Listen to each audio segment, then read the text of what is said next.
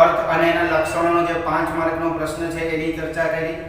હવે આપણે આજે આયોજનની મર્યાદાઓ જણાવો અને આયોજનની જે પ્રક્રિયા છે 3 માર્કની અંદર પૂછાતા 2 પ્રશ્નની ચર્ચા આપણે આ વિડિયોની અંદર કરવાની છે. તો આપણે વાત કરતા હતા આયોજન એટલે કે પ્લાનિંગ. કોઈ કામ કરવા માટેનો બુદ્ધિપૂર્વકનો વિચાર, આપણે એને આયોજન કહી શકીએ. આયોજનને ભવિષ્ય સાથે સંબંધ છે. આયોજન છે સંચાલનનું કેટલામું કાર્ય છે? પહેલું કાર્ય છે. કોઈ પણ સંચાલક સંચાલન કરવા માટે બેસે ત્યારે એને પહેલા કોઈ બાબતનો વિચાર કરવો પડે.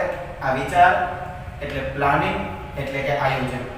હવે કાલે આપણે આયોજનના લક્ષણોની ચર્ચા કરી કે આયોજન છે કેવી રીતે ફાયદાકારક છે અથવા તો એનો ઉપયોગ કેવી રીતે થાય છે. હવે આજે આપણે આયોજનની પહેલા તો મર્યાદાઓ જોવાની છે કે જે આયોજન આપણે કરીએ એની જે લિમિટેશન છે એ શું. કારણ કે કોઈ પણ બાબત હોય તો એનો જે ફાયદો છે એટલી જ એની મર્યાદા હોય, એટલો જ એનો ગેરફાયદો હોવાનો છે.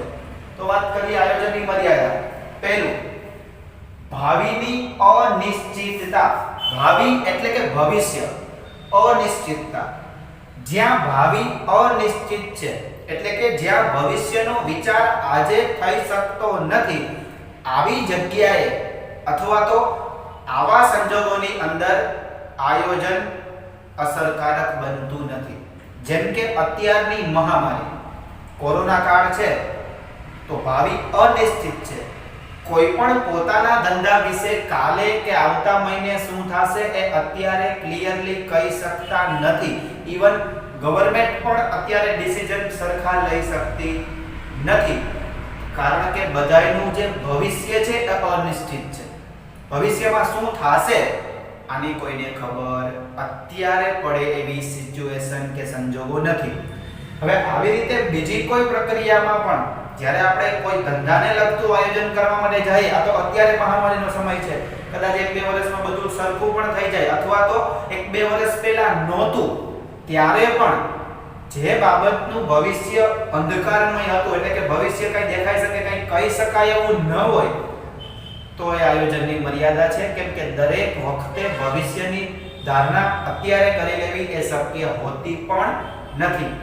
બીજું છે ખર્ચાળ પ્રક્રિયા અને લાંબી પ્રક્રિયા છે. ત્રીજું, આખી પ્રોસેસ છે એ ખર્ચાવાળી છે. તમે એક નાની માનો કે કોઈ નાની એવી દુકાન લઈને કે કેબિન લઈને વ્યક્તિ બેઠો છે, નાની બાબતો માટે આયોજન કરશે તો એ પોસિબલ ન બને.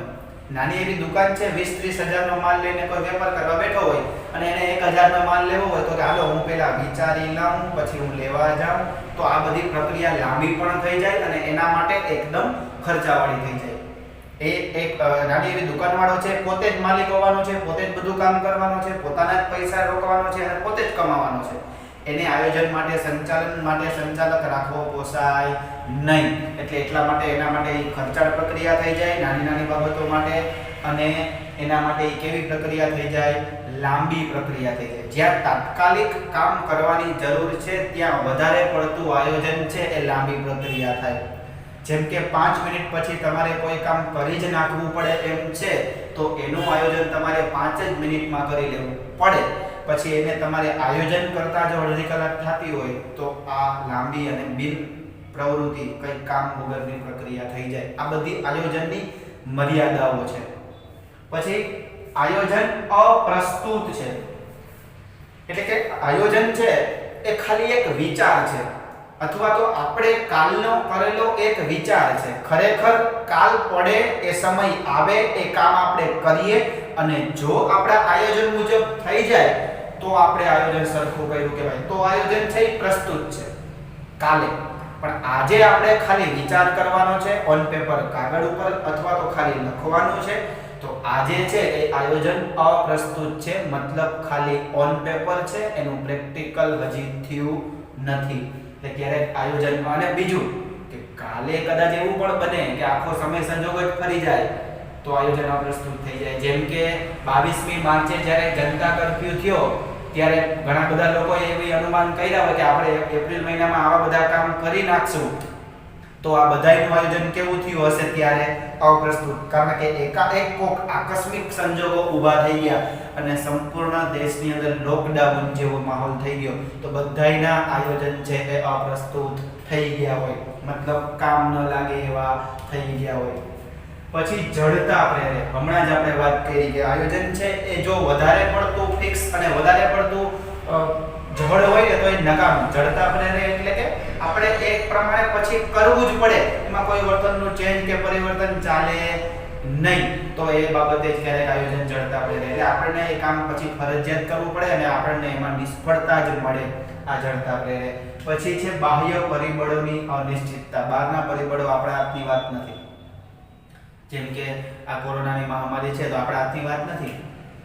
પછી પૂર આવે, વરસાદ આવી જાય, કદાચ દુષ્કાળ પડી જાય, ધરતીકંપ થાય, આગ લાગી જાય, વાવાઝોડું થઈ જાય, આવા કોઈ પરિબળો આપણે નક્કી કરી શકતા નથી. એટલે એ બધા બાહ્ય પરિબળો છે. ધંધો કરવા માટેના બાહ્ય પરિબળો છે એ અનિશ્ચિત છે, એમાં આપણું ન ચાલે. આપણે એનું અનુમાન કરી શકીએ કદાચ કાલે વરસાદ નહીં આવે, આવું કહી શકીએ, પણ કાલે વરસાદ નહીં જ આવે અને હું આ કામ કરી લઈશ, આવું ન થાય. જો આપણે આયોજન કરવું હોય અત્યારે કાલનું, તો કેવી રીતે આપણે આયોજન કરીએ? જો આપણને વરસાદ નડતો હોય આપણા કામમાં, તો કે જો કાલે વરસાદ નહીં આવે તો હું આ કામ આવી રીતે કરીશ, અને જો વરસાદ આવી જશે તો હું કામ નહીં કરી શકું, આવું આયોજન આપણે કરવું પડે. કારણ કે બાહ્ય પરિબળ આપણા હાથની વાત નથી, અનિશ્ચિત છે. અપૂરતી માહિતી. ક્યારેક તમે અધૂરી માહિતીમાંથી આયોજન કરી નાખો તો નકામું થઈ જાય. પૂરેપૂરી માહિતી તમારી પાસે કોઈ કામને લગતી, કોઈ વ્યક્તિને લગતી, કોઈ સંજોગને લગતી હોય તો જ તમે વ્યવસ્થિત આયોજન કરી શકો. પછી કર્મચારીની કાર્ય સર્જનાત્મકતામાં અવરોધ. કર્મચારી કંઈક નવું કરવા માંગતો હોય પણ એ કરી ન શકે, કારણ કે પહેલેથી આયોજન થયેલું છે. કર્મચારી નહીં, માલિક પોતે પણ ન કરી શકે, કારણ કે તમે પોતે પણ આજે એવું વિચારો કે કાલે હું આ કામ આવી રીતે કરીશ.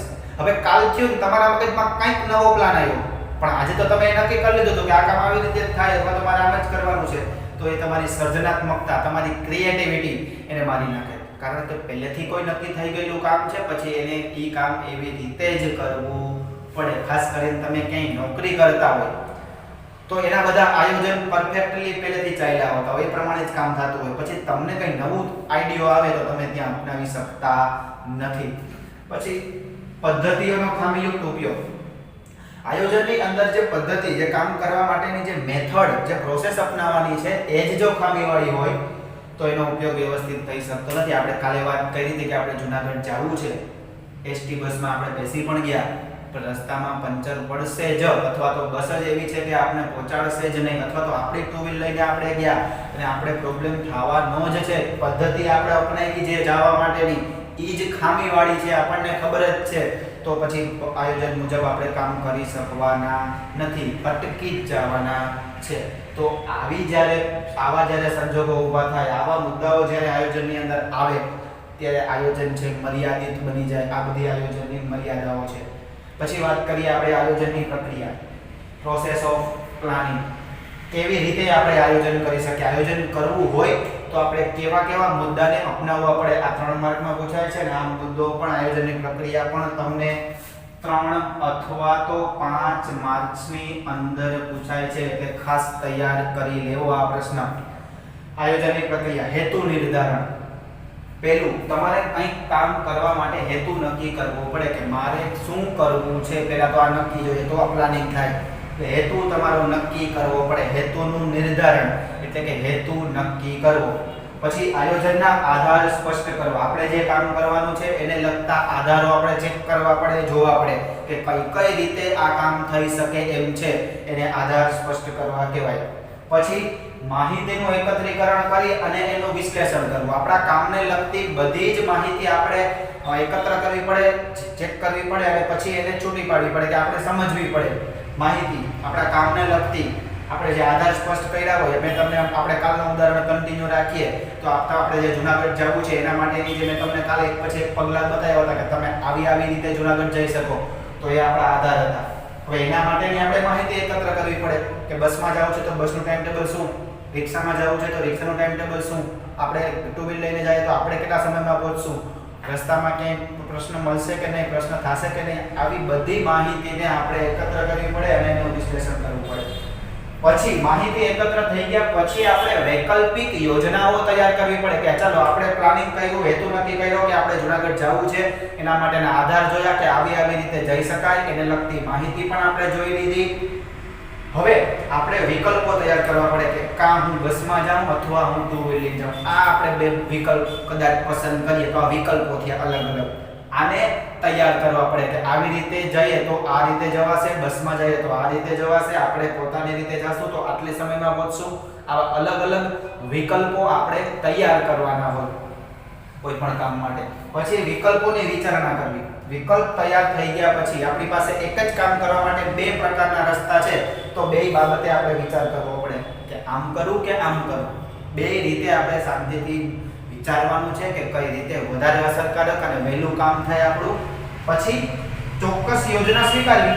વિકલ્પો અહીંયા તૈયાર કરવાના છે, એ વિકલ્પો ઉપર વિચાર કરવાનો છે અને પછી કોઈ એક વિકલ્પને એક્સેપ્ટ કરી લેવાનું છે કે ઓકે હવે હું આ રીતે જ કામ કરીશ અથવા તો આ રીતે જ હું જુનાગઢ પહોંચીશ. એ તૈયાર થઈ ગયા પછી ગૌણ યોજનાનું ઘડતર કરવું અને ચકાસણી કરવી. ગૌણ એટલે કે નાની યોજના. એક મોટું કામ કરવા માટેની કોઈ નાની યોજના આપણે બનાવવાનું થાય, મોટું આયોજન કરવા માટે નાનું એવું કોઈ આયોજન, એને લગતું કામનું જરૂરી વસ્તુ કરવી પડે તો એને ગૌણ યોજના કહેવાય.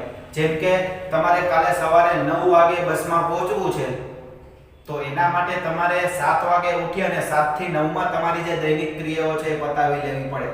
તો તમારું મેઇન આયોજન એવું છે કે તમારે 9 વાગે બસ પકડવી, પણ તમે જે 7 થી 9 નું અથવા તો 8 થી 9 નું જે નાનું એવું બીજું આયોજન કરશો અને શું કહેવાય ગૌણ આયોજન કહી શકીએ. છેલ્લો મુદ્દો છે આપણો યોજનાનું મૂલ્યાંકન. આપણે જે કંઈ પણ યોજના અપનાવી છે, એક્સેપ્ટ કરી છે, એ કામ થઈ ગયા પછી આપણે પાછું એનું મૂલ્યાંકન કરવું પડે કે આપણે વિચાર્યું હતું એ સમયે અને એવી રીતે આ કામ થયું કે નથી થયું. એનાથી શું ફાયદો થાય આપણે કે બીજી વખત જ્યારે આપણે એ કામ કરવાનું થાય ને ત્યારે આપણે વ્યવસ્થિત રીતે આયોજન કરી શકીએ. જો અત્યારે આપણને કોઈ ખામી લાગી હોય તો, અને જો અત્યારે આપણને ખામી ન લાગી હોય તો ફરીથી આપણે આયોજનનો પણ ઉપયોગ કરી શકીએ. એટલે જે આપણે ચર્ચા કરી આયોજનની મર્યાદા અને એની પ્રક્રિયા. હવે પછીનો જે નેક્સ્ટ ટોપિક છે આપણે એને આવતા વિડીયોમાં જોશું. ત્યાં સુધી આવજો.